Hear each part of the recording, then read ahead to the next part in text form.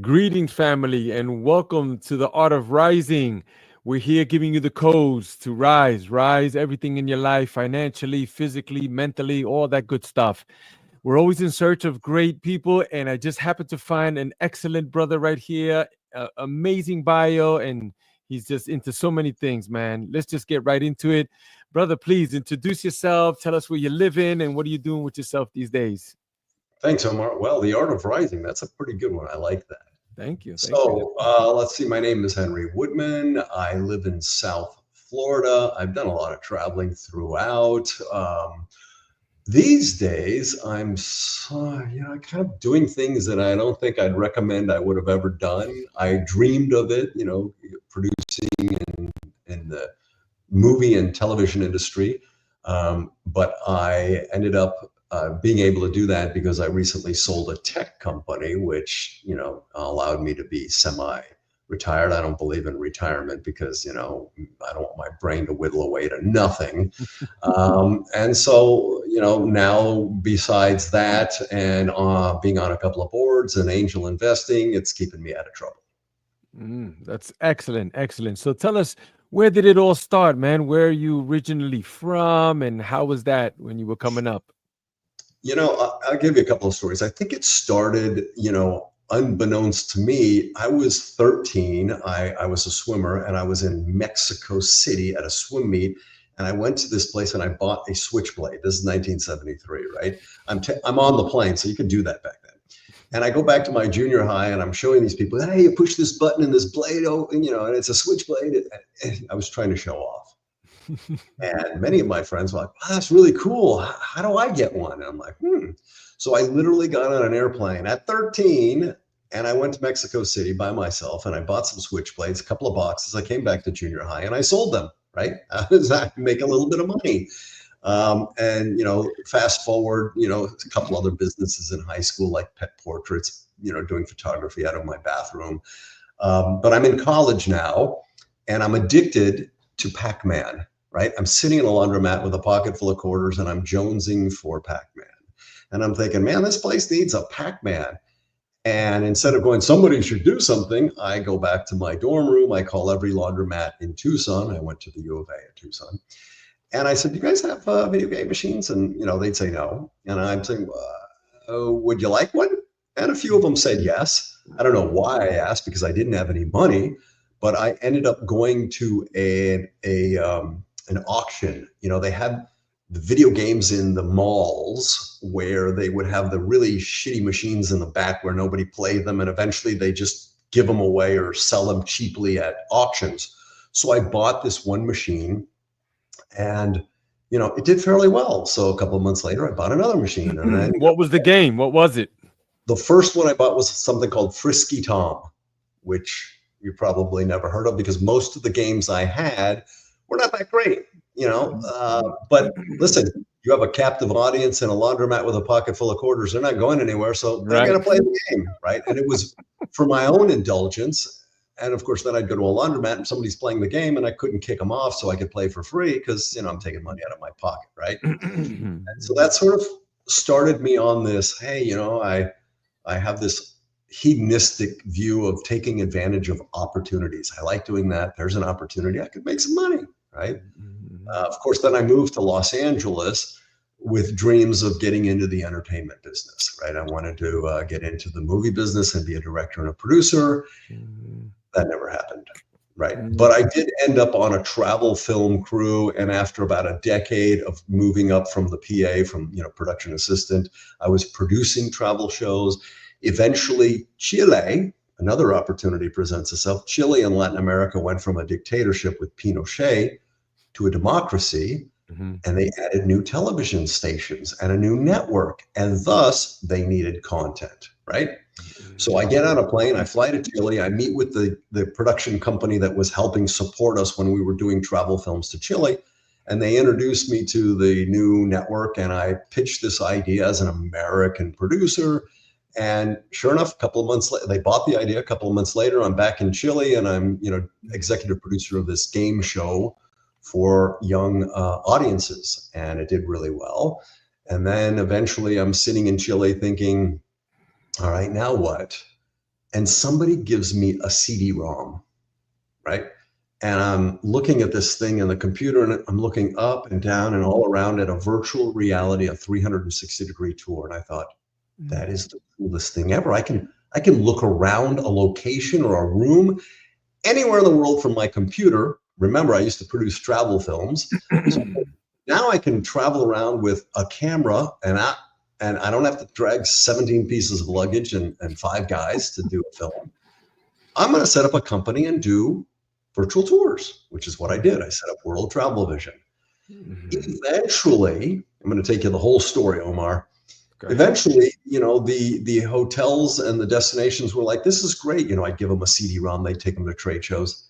How do we get this virtual tour on this new World Wide Web thingy, And I'm like, I don't know, send them a CD-ROM. I go, yeah, they don't know what to do because there are no standards. There are different platforms.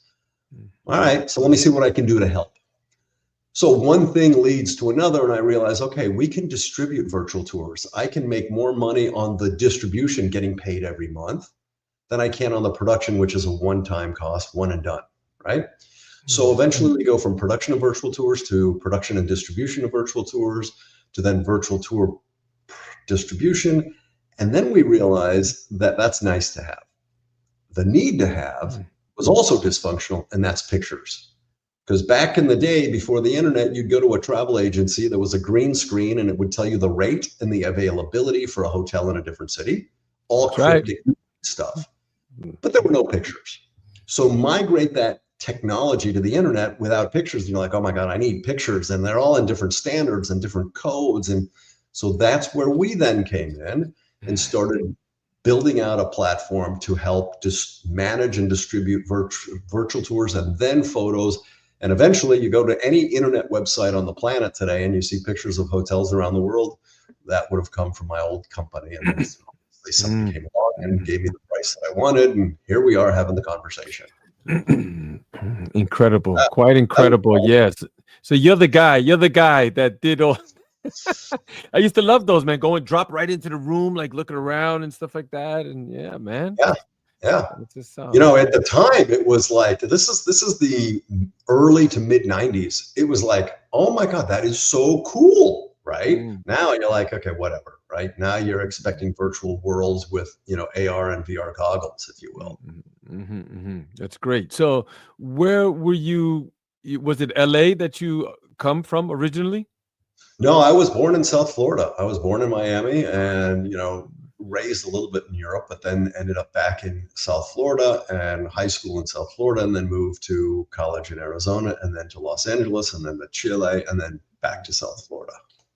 That's great. So I see you're doing a number of things currently now, but like it must have been some sort of a sequence of events in order for you to get to where you're coming. So why don't you tell us a little bit about that? Yeah, it's funny because people will say, oh, you're at the right place at the right time. I'm like, the challenge is, first of all, I was in the wrong place at the right time, or I was at the right place at the wrong time so many times that eventually you just keep showing up and you'll find yourself in the right place at the right time. So more than anything, I don't think it was that, I just happened to connect the dots. It's just I happened to follow the opportunities that had presented themselves. Because if you would have said to me, my last company, it was 25 years in the making, right? If you would have told me in the mid 90s that I was going to build and sell a technology company, I would have asked you what you were smoking and if you could share it with me, right? That's the reality, is I didn't know anything about technology. And the fact that it presented itself as an opportunity and I didn't know anything, I thought, let me hire people and tell them the vision and see if they can come along the ride with me, right? Now, I really didn't have a good concept on what it was like to run and scale a business until years into it, when I read some books. I went back to school and I got my master's in entrepreneurship to try to understand how I can take advantage of the position I found myself in, right? So I think, two things need to happen. One, you need to be prepared, and two, you need to be lucky and find an opportunity that you're solving a problem. Because many people go, oh, I really think this would be a great business. I'm like, okay, are you solving any problem? Is there a problem you're having or other people like you are having that is you're making their lives easier? If you are, you might be able to succeed. If you're just saying, you know what, I just really like, clothing, and I'm going to open up this boutique on downtown Main Street. Is that a problem? I don't know, but that's my concept, right? That's excellent, because most people just think like, hey, I'll just make this thing and it's beautiful. People will love it. Like, no, not if they don't need it. You know what Right, I'm saying? right. But and then there's the other guy. I forgot his name. He's the big marketing guy. He made the book called the Purple Cow, Oh right? yeah, Seth Godin. Seth Godin, right? He said, you don't just want to like sell eyeglasses. You want to sell the eyeglasses to the one eye guy. Right. And that's why I said, I mean, listen, I didn't know that there was a problem with photo distribution because I didn't know anything about that world. I didn't know that the internet had the rate and avail. I just assumed that it was all being sent through the same system, and that wasn't the case until I dug into it to try to find how I can help hotels and destinations send their virtual tours. And I'm like, oh, okay, well, yeah, you got to have photos, right? That's the table stakes, right? So how long it's Ice Portal, correct? Yeah. How long did you have Ice Portal? So ICE is an acronym for Internet Content Exchange. So we were the ICE portal, and it was founded through World Travel Vision, which did the virtual tours. And we then started the distribution. And eventually I said to my partner, I had a partner with World Travel Vision, I said, we're going to have to build this platform and technology. It's going to take the better part of 8-9 months. We're not going to be able to pay ourselves for a better part of a year. And he couldn't do that. And I said, okay, I'll buy you out. Best thing I ever did. So in 2000s, it was the early 2000s, like 2001, we started this. 2004, we incorporated ICE Portal, and then it was sold in 2019. So it was probably the better part of, and then before that, we started the virtual tours, 25 years in building and selling, but ICE Portal was a 20-year venture. That's great. That's great. Is your family also, were they involved in that too, or was it just you? They were only involved in sort of giving me a shoulder to cry on the tough times, and thinking, man, you poor bastard. Yeah, what? The house is about to get taken over. You've mortgaged the house to pay for the employees. So they were probably looking at me like, what are you, crazy? Yeah, I think moral and emotional support was their input, but no, they weren't involved in the Okay. business. Right. So here you have this entrepreneur, you have all of this experience under your belt. So the number one that you're saying is, to solve some problem, right? And then the other one was it dedication or? Well, there's always dedication. First of all, wash, rinse, repeat, do it again. So if you're disciplined, right, and you have a sense of, this is a vision, this is exactly where I want to go, and then be flexible enough to know, you know what, the world changes. Maybe that vision needs to pivot a little bit, right? And then sit there and put structure into place, processes and procedures that say, okay, here's how we're going to build foundation stuff, so that we can then scale, right? It would be very difficult to say, listen, I got this great idea, people are going to call, then all of a sudden the phones get flooded and your platform, let's say internet technology platform, is not stable enough to deal with the influx. You lose credibility, you lose business, you go out of business, right?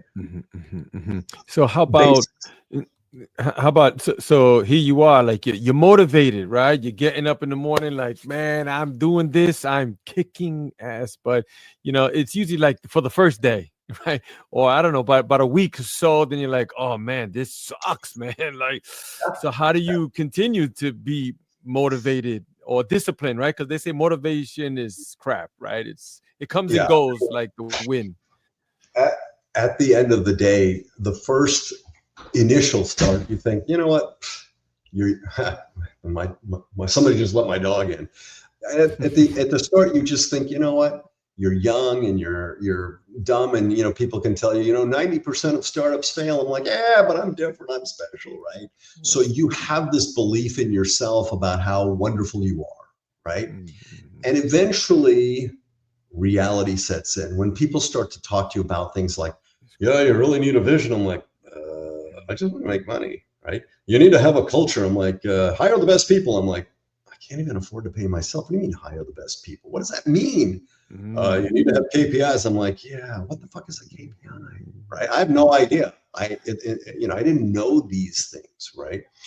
So eventually you realize it's not that easy, and you have to really put skin in the game. There are a lot of people right now like, I need to go raise money. I'm like, yeah, but you haven't had a startup before. You haven't learned the lessons or the hurdles that you've had to overcome and the mountains you've had to climb in bootstrapping, which, not to say I recommend that, but it's a really hard road. I mean, I had a little bit of money from, producing shows in Chile. The challenge then was I ran out of that money. Then I had a house and I mortgaged my house to get a line of credit to pay the employees.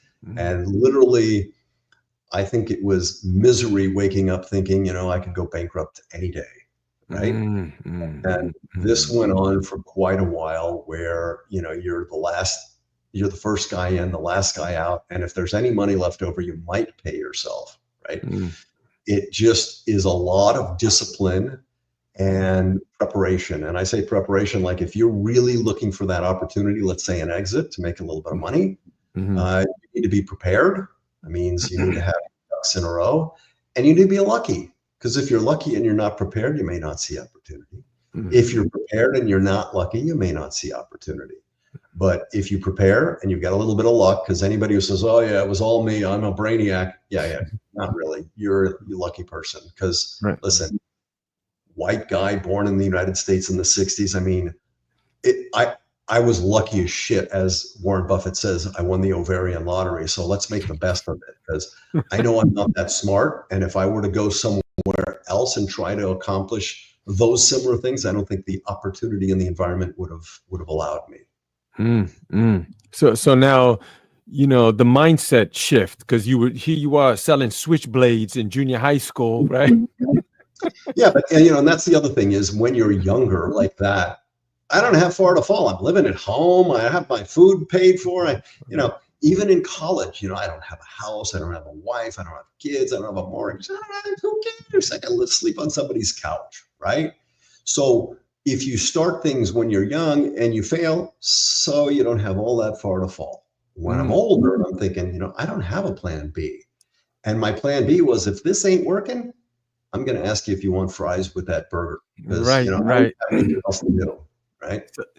Tell us about some of those failures, like maybe some milestone ones that like helped to change the game, or like it was a hard lesson. Well, I think that the hard lessons were sort of things that I had in my brain early on. Like I'd hear my father saying like, meetings are a waste of time. Nothing happens. And of course, I start a company and I don't have any meetings because that's a waste of time. And then I realized, well, if you have productive meetings that have a structure, here's what we're doing and here's the agenda, then you actually do something, right? And then when people would say things like, you need to understand where you're going, what's the vision, what's the mission, what's the culture? I'm like, I just want to make money.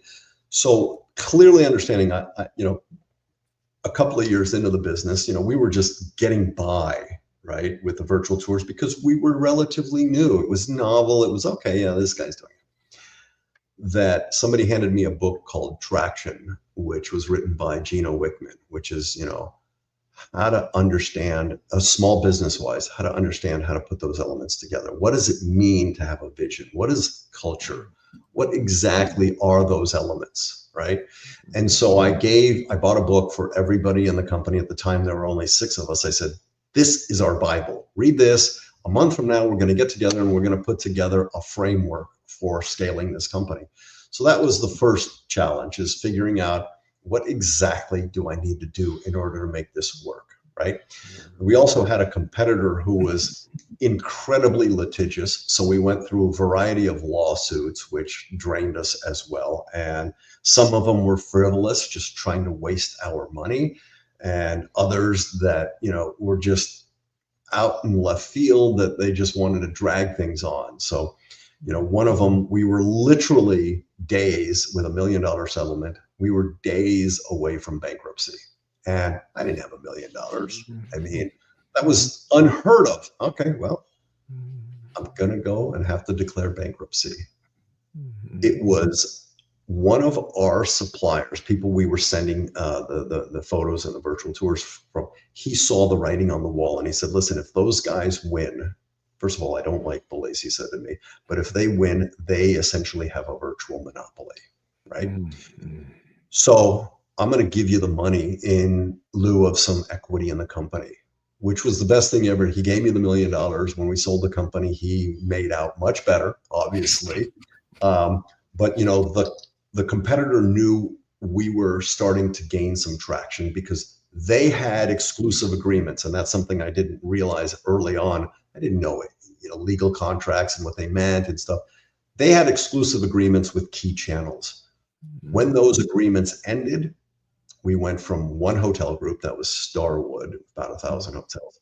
Within a year, we ended up with 22,000 hotels. So eventually came over and started kicking their butt because in the time we started to build the platform with that structure and those processes so that the foundation was there. We would call clients, right? And we would say, so how's it going? And what's not working? What is working? We also, because we were in the virtual tour and photography thing, we had cameras, we would trade photography services for conferences and trade shows where we'd say, we do all your photography if you give us a room and a booth.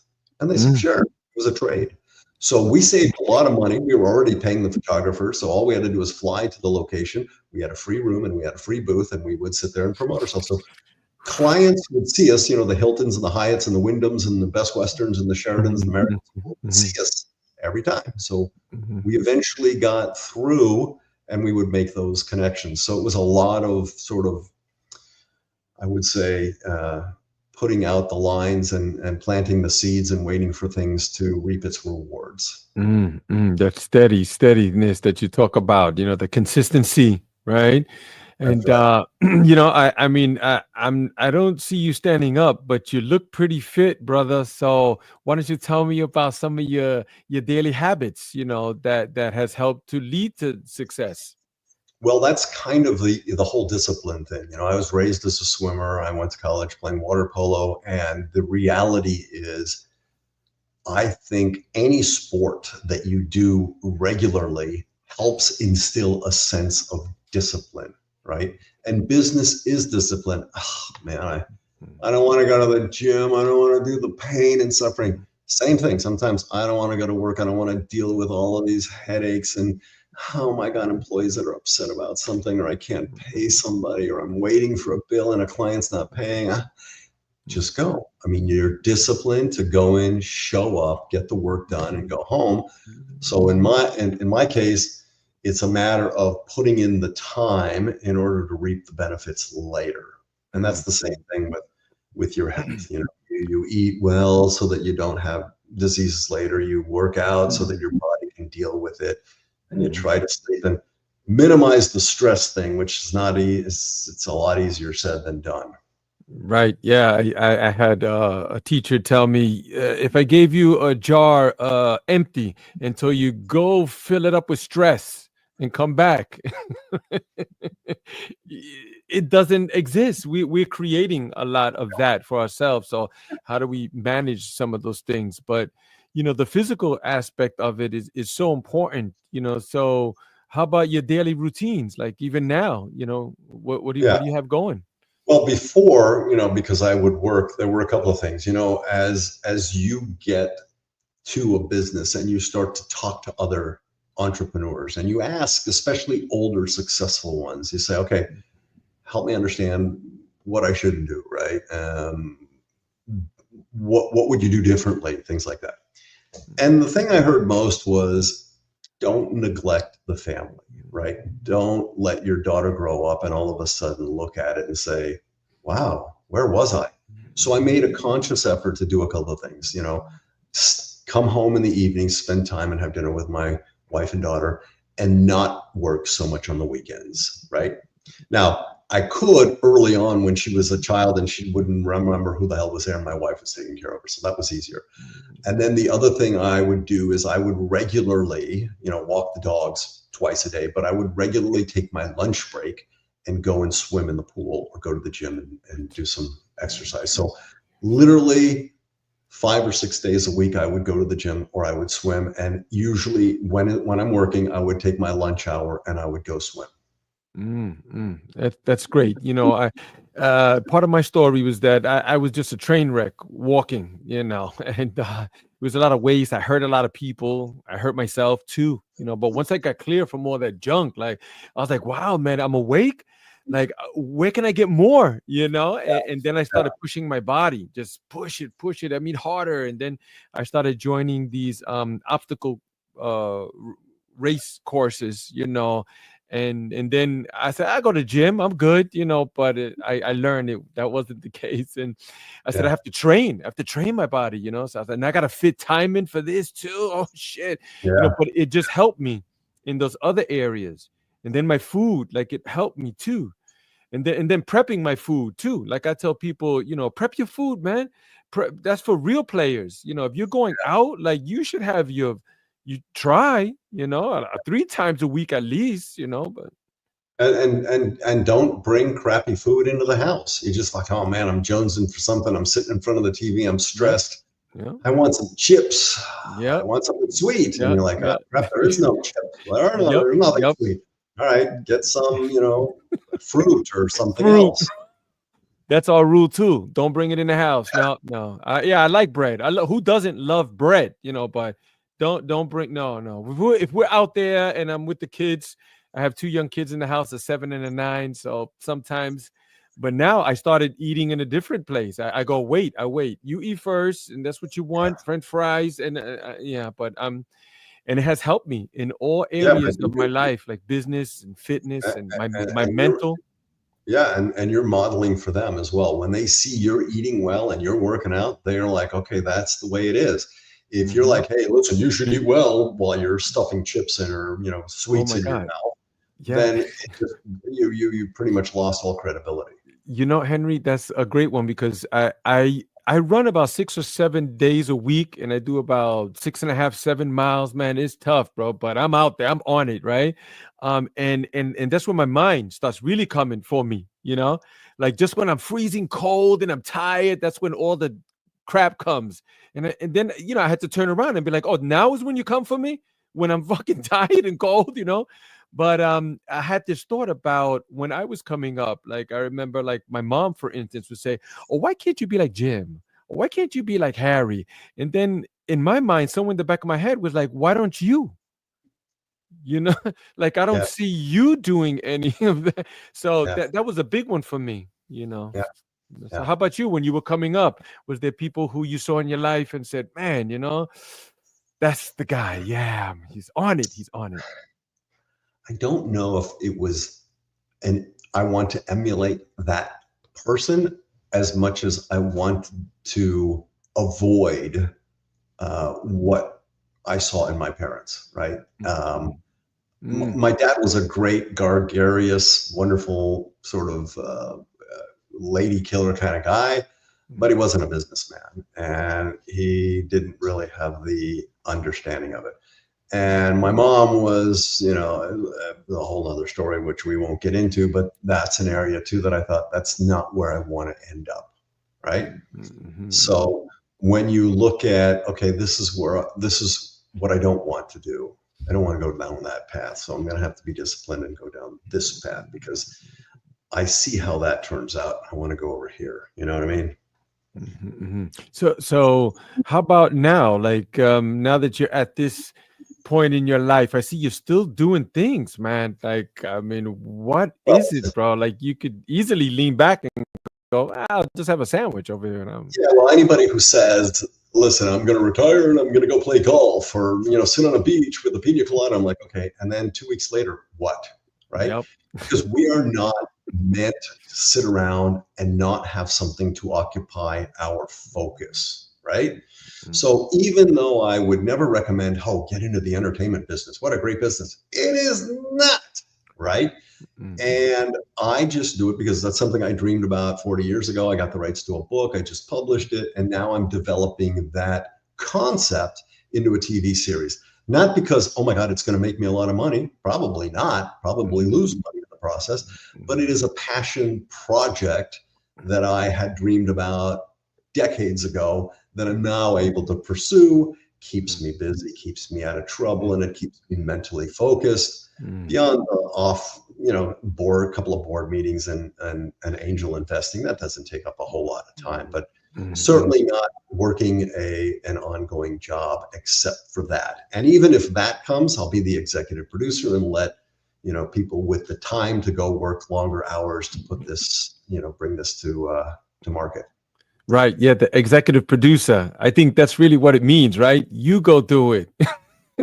Well, because I own the IP, the intellectual property, then it's easier for me to say, I'll bring this to the table and you guys put it all together. And then, I don't have to spend, 12, 14 hours a day on a set and right. I'll show up, but, it's not my life's passion for spending all that time.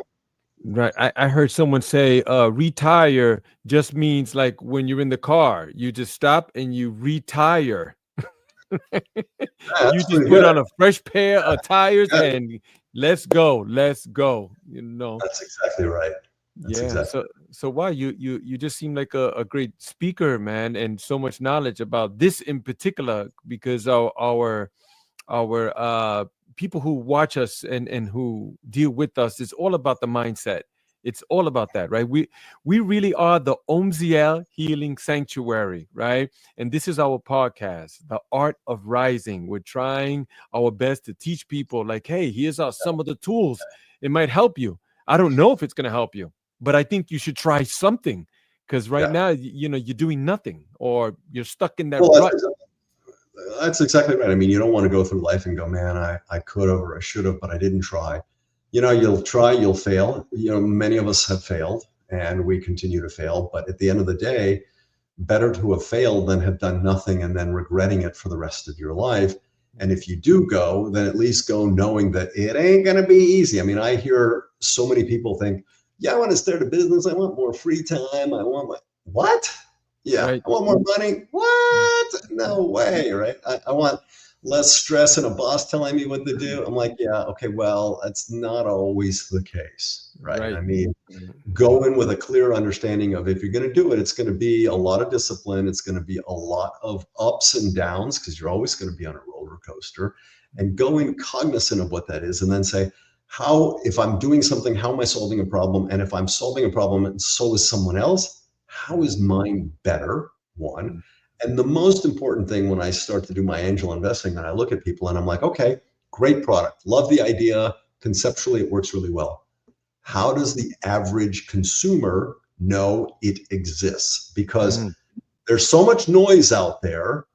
I don't have the time or the interest, and with social media and ads and Google AdWords, oh my God, that's a lot of money. How much cost per acquisition of client is it going to take? And is it that different? And then you got to be around long enough for people to say, look, I've heard about it 6 or 7 times, I think is the research, that I'm thinking I should take this seriously and look into it. I mean, let's be real. It's not easy. And there's a lot of discipline and effort and structure that needs to go into, the art of rising and in anything, whether it's tech or regular entrepreneurship. Yeah, I get people all the time like, oh man, I want to do this. Okay, what are you doing about it? Ah, man, I just got to get out there with my paint things. I just can't seem to. Bro, listen, we're gonna have this conversation 5 months from now, a year. You're gonna be saying the same thing.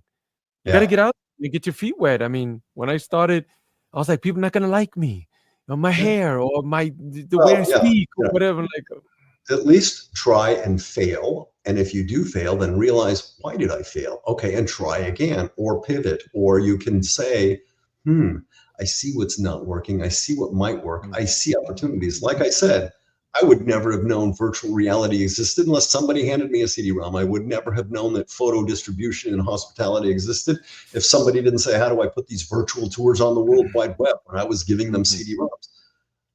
It just happens to be, oh yeah, opportunity, and I can do this, and okay. And then you listen, and then you suffer through it, if you will. Yeah. I heard someone say, luck is just preparation and the location colliding, or the opportunity preparation with the opportunity colliding. if you're looking for the opportunity bus to come by, you better stand on the corner of preparation and luck. Right. And then the sacrifices that you've made, I'm sure, there's been plenty. I mean, this world is filled with a lot of shit, a lot of.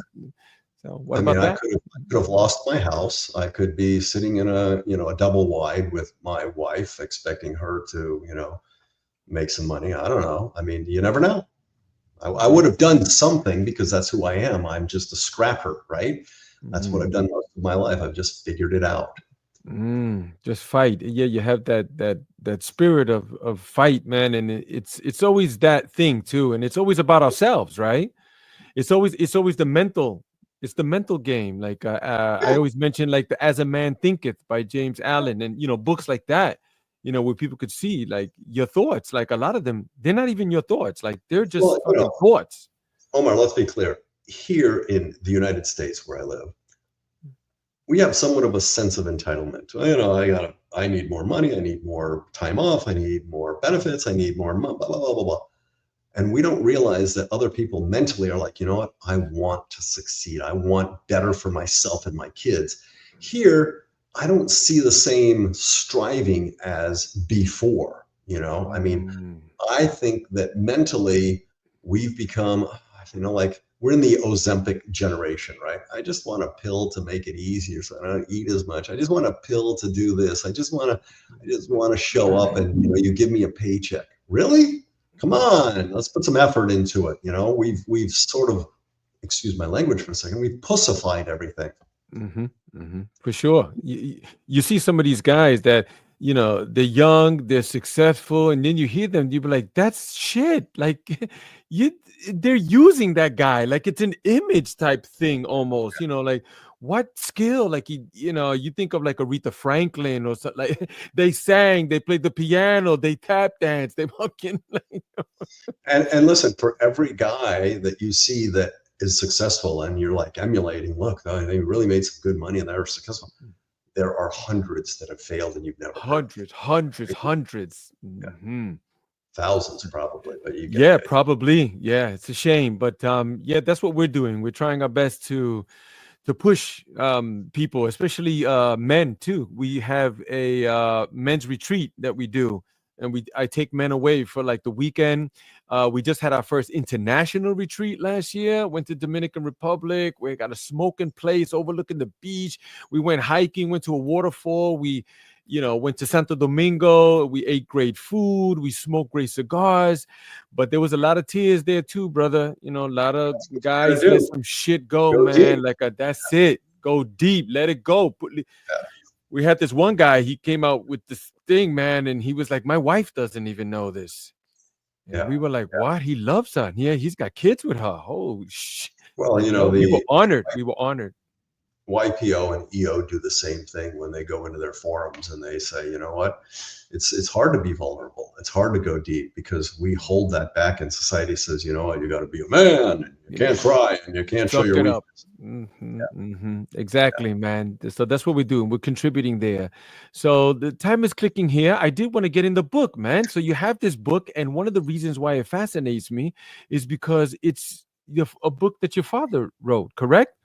Correct. And my old man, he passed on last year, man. It was super painful, but I know he was writing a book too, and he was in San Francisco. So now that just sparked me like to contact his wife, see if she could get her hands on that. But why don't you tell me about the book, man? What, the whole process from beginning and where you're at now.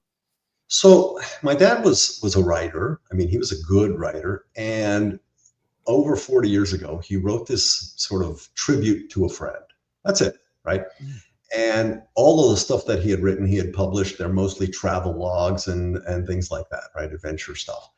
And he's moving, and my sister's helping him move. She sees this manuscript in a file cabinet in the garage. She goes, "What is this?" He says, "It's a tribute to a friend, love story." Love story? Dad, right? Come on. She reads it. She loves it. I'm in LA dreaming of producing and directing movies. I have nothing going on. She sends it to me. I read it. I fall in love and I'm in tears. And I call my dad and I said, "What are you doing with this?" He says, "Nothing. It was just for a friend. It was kind of cathartic." And so I said, "Well, can I buy the rights? I don't have any money. Well, I'll give you $1, right?" So I gave him $1. And all of a sudden I'm thinking, well, that's kind of nepotistic. I think my dad wrote something cool. I had a friend who was producing a movie at the time, and I called him up and I said, listen, can you read this? Because I feel like, and he says, Henry, I'm in the middle of a movie. I said, I'm in no rush. 3 days later, he calls me up because I couldn't put it down. We are meant to do this. Well, I ended up going to Chile to produce game shows. He ended up going to out of the movie business and into real estate because he got, railroaded and something. To make a long story short, we kept in touch. And I said, one of these days we're going to do this. And then I start my tech company. And then when I sell my tech company, I said, we're going to start. And instead of making a movie out of this book, we're going to make a TV series. But first, let me put the book and publish it. So I published it last summer, in summer of 2024. There you go, The Reincarnation of Marie. It is about a guy who finds his soulmate with one problem. She had died 70 years earlier. Then he believes, oh my God, I've lost my mind. I've fallen in love with a dead woman. He believes he's found her reincarnated. So the concept is this woman really a reincarnation of her, or is it a multiverse, or is it just a hallucination in my mind? The series that we're developing is called Slippin' Through Time, which is a far deeper dive in how the previous lives intersect with our current lives and how karma has an effect, good and bad, in our lives. Are we paying back for karma and stuff that we did in a previous life? Or are we getting rewards for good things we did, right? And moving up in the world. And this is where we are now. So the development of the series, the book is really a springboard, if you will, to talk about, all right, it's a cool concept. It's already done really well on Amazon. It's got like 97% of the people love it with, 4 and 5 stars, and it's got over 300 reviews. It's been 8-9 months now, right? And I haven't done a lot of promotion. I'm just harassing every friend of mine. Read the book. And many of my friends are business people, and they're like, I just read business books. And they read it and they go, oh my God, that was really good, right? So the concept then we want to convert from a book, obviously, to a series streaming on like a Netflix or Amazon or an Apple. That's the concept. Wow, incredible. I love the cover of the book and like the whole concept, like the time travel. Come on, man. It's like, who doesn't like that? We love it. And then love, there's always time for love. You see all that, right? In all the movies, they're like bullets flying, the house is burning. And that's kind of the idea, is like he falls in love, and he's dating other women. Meanwhile, thinking about this woman who wrote this journal. I mean, this is based on a true story, by the way. The woman who wrote the journal, her name is Marie Barshkersev. And in the late 1800s, she died at 24. She died of tuberculosis. But before she died, she wrote in a journal for 10 years. And 2 years after her death, her mom published the journal, and it became a huge international bestseller, right? And she would talk about or write about things that were like, you can't talk about sexuality and masturbation and, nudity and stuff. It's the late 1800s, right? She was a very sort of liberal, feminine woman. And so he's reading this and he's thinking, man, she's awesome. She's beautiful. She would describe herself, comparing herself to paintings in museums. He'd go to museums and see it. Make a long story short, he then realizes after visiting her tomb, and by the way, she has the largest tomb in Montpassy, one of the oldest cemeteries in Paris, that he realizes, oh my God, this is crazy. I've got this feeling for a dead woman. Oh, this is nuts, right? Until he finds a woman that speaks, talks, answers, and is what he believes her, Marie, reincarnated. Incredible. I'm looking forward to seeing that and sharing it. And you don't strike me like a person that would watch a lot of movies and TV like all day. No, I mean, I do like the escape, but it's always at night. And as a matter of fact, even when I have nothing to do during the day, I refuse to turn on a TV just because I'm like, I'm not programmed to sit around and watch TV in the daytime. Right. I will program myself to take a couple hours and watch it at night, and that's where it ends. Right. Yeah, that programming. That's people ask me, well, how did you? I reprogrammed myself. That's how. Yeah. I just I listen to other stuff. I'm reading books. I'm like, I meet people like, what book are you reading? I haven't read a book since high school. I'm like, bro, come on, no, man. You gotta Read, you read. gotta read, you gotta Now, read. Good stuff, yeah. I was going to say, and now you can listen to books, which you're Yeah. driving or you're working out. You That's me. man, That's me. Hmm. listen to books, right? Yeah. And the Reincarnation of Marie is also an audiobook. When I said Excellent. to the publisher, I said, by the way, do I need to find some voiceover talent or something? And Mm. she said, well, you got a really good voice. I'm Yeah, like, you do. so I ended up, I'm the narrator for the Mm. book that my father wrote, and the Oh, music transitions with our Chopin's music piano pieces are from my nephew, his grandson. So we got oh, three generations that partook in the making of the audiobook.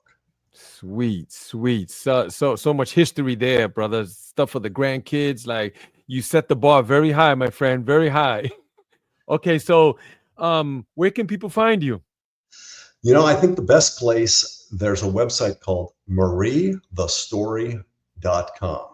And that has information on the book, on me, on the production of Slip In, the Facebook page, the Instagram page. So anybody wants to keep up, just go to mariethestory.com and you'll see my smiling face. Okay. Thank you so much, brother. Appreciate you and your time. I'm just going to put you in the back room for a minute. I want to continue talking with you.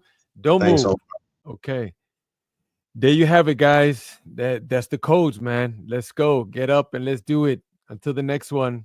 Peace.